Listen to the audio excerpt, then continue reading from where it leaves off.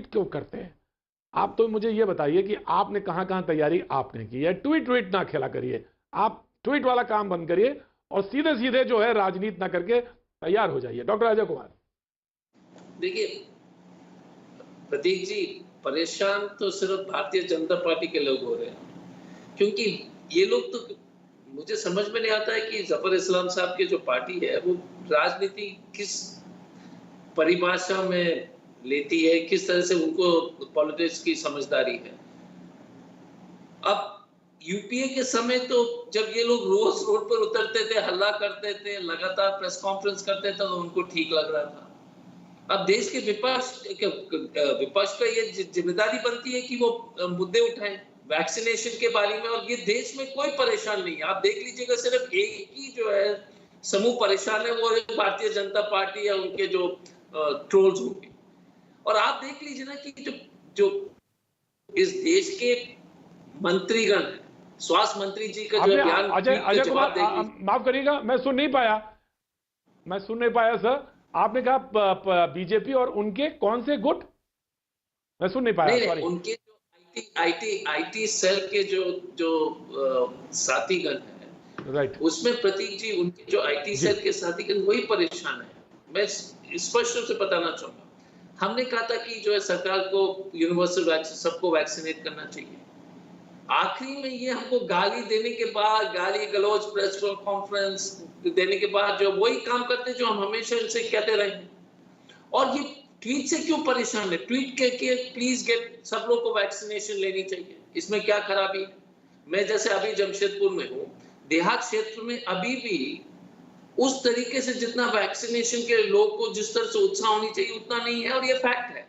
तो हर एक सभी नेतागण को, सभी पदाधिकारीगण को, सभी डॉक्टर्स को जो है जनता को प्रोत्साहित करना चाहिए।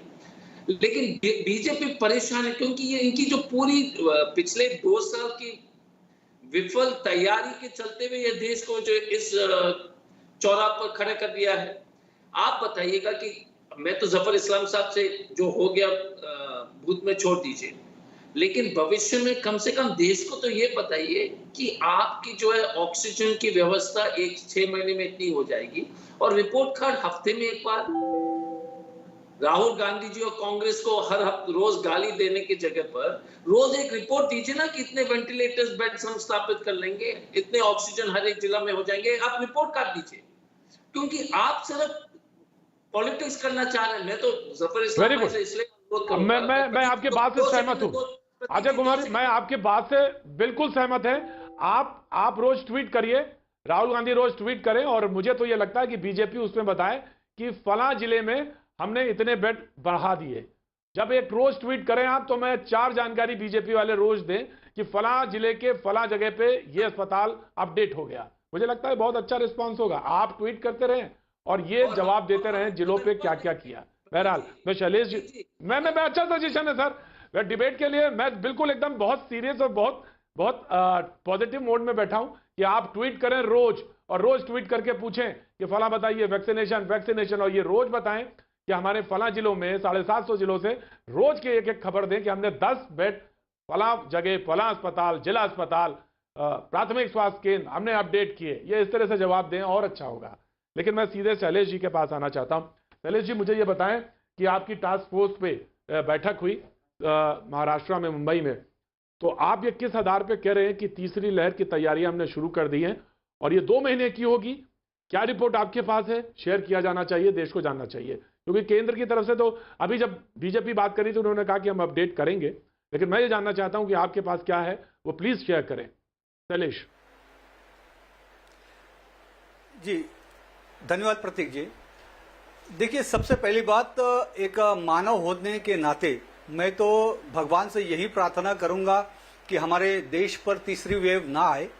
लेकिन जिस तरह से अन्य देशों में ये प्रभाव तीसरे वेव का दिख रहा है, लंदन में शुरुआत हुई है और भी कई देशों में शुरुआत हुई है, और WHO और जो और भी तकनीकी लोग हैं जिनके हिसाब से कि तीसरी वेव अपने हिंदुस्तान में भी आ सकती है, उसलिए महाराष्ट्र की महाविकास आघाड़ी ने आदरणीय उद्धव साहब ठाकरे जी के, मुख्यमंत्री जी के नेतृत्व में हमने यहाँ पर टास्क फोर्स का गठन किया, और स्पेशल चाइल्ड टास्क फोर्स का गठन किया गया है और वो टास्क फोर्स महाराष्ट्र के सभी जिलों में और जिलों के साथ जितनी भी महानगर पालिकाएं हैं, स्थानीय निकाय हैं, वहां पर वो टास्क फोर्स का गठन किया जा रहा है।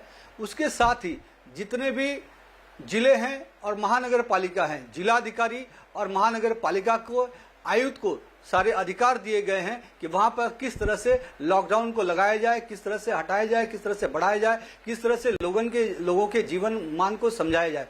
उसके साथ ही जितने भी सरकारी अस्पताल हैं और शहरों में जो बड़े अस्पताल हैं वहां पर ऑक्सीजन प्लांट का निर्माण किया गया है और जहां अभी तक नहीं हो पाया है वहां पर निर्माण कार्य शुरू है, ताकि इस तीसरे वेव में किसी भी प्रकार से ऑक्सीजन की कमी ना हो। हॉस्पिटलों में जो हमने मुंबई में, महाराष्ट्र में अलग अलग जंबो कोविड केयर सेंटर्स बनाए थे उसको भी बरकरार रखा गया है, जबकि अभी मुंबई के में बड़ी संख्या कम हुई है, लेकिन हमने अभी कोविड केयर सेंटरों को वैसे रखा है ताकि आने वाले समय में उसका इस्तेमाल हो सके। बिल्कुल जानना चाहूंगा, और शिशु चिकित्सक